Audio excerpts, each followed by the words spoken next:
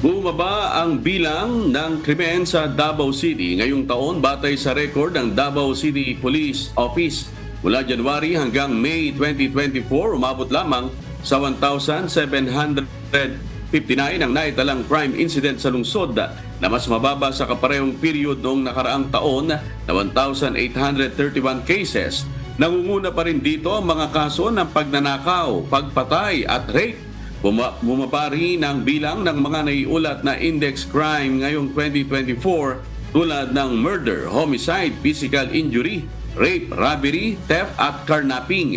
Ayon sa Davao City Police, ang pagbaba ng krimen ay dahil sa maigting na pagpapatupad ng police operation at peace and order sa lungsod.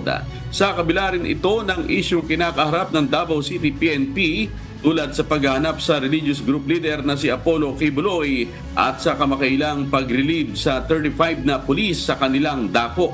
Patunay lamang ito na nananatili pa rin isa sa safest city sa Asia, ang Davao City.